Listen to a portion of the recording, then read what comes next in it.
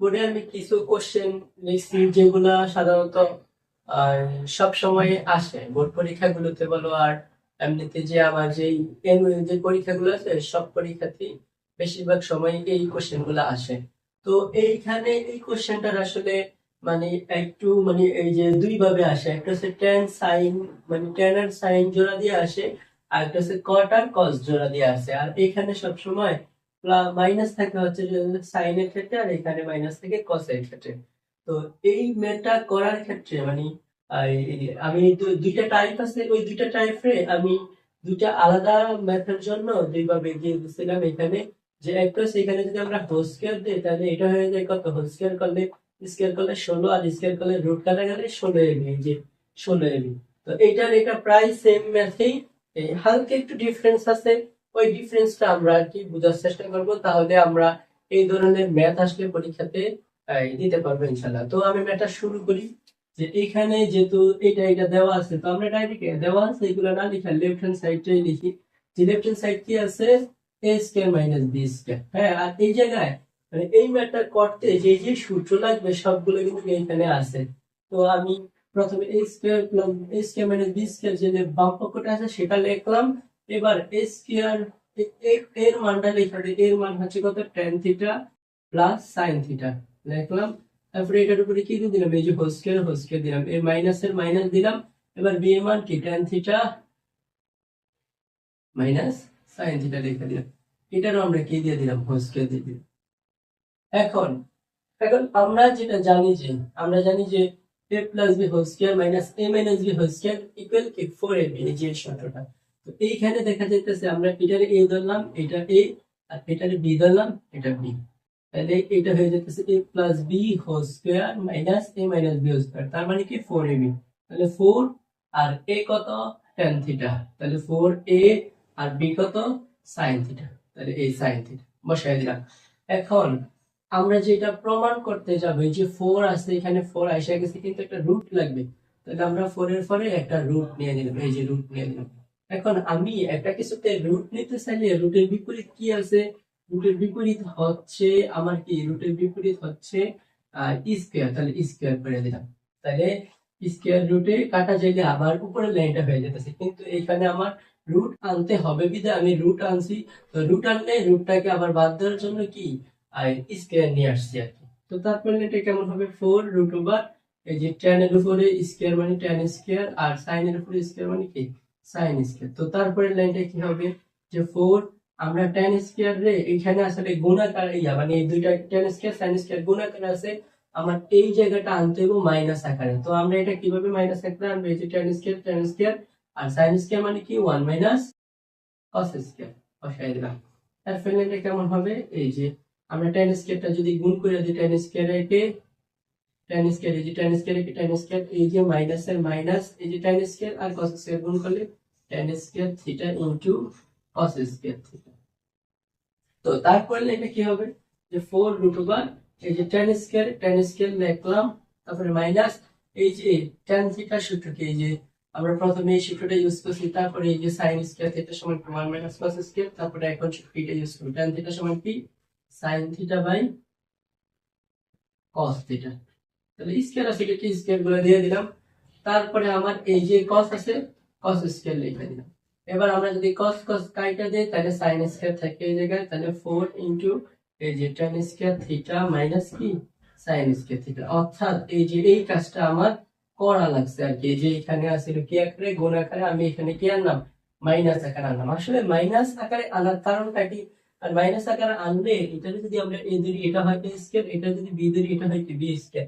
তাহলে আরেকটা সূত্র লাগবে এই জায়গায়, যে a plus B into a minus B, এটা কি a square minus B square সূত্র, এই সূত্রটাও লাগবে।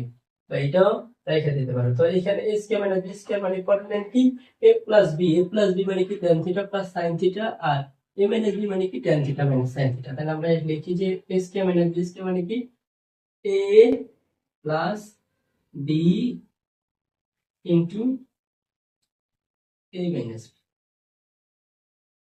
তাহলে এখানে এই যে a স্কয়ার কি tan থিটা আছে a তারপরে স্কয়ার, আর sin থিটা আছে b তারপরে স্কয়ার। তাহলে a square minus b square মানে কি a plus b into a minus B, যে এ তো 10, এ মাইনাস লিখে দিলাম। তো পরের লাইনটা আমরা লিখব 4 রুট ওভার, এই যে এটা পুরোটার মান হচ্ছে কি এ, এ লিখে দিলাম, আর এটা পুরোটার মান হচ্ছে কি বি, বি লিখে দিলাম। তাহলে আমার এটা প্রমাণিত হয়ে গেছে, শেষ।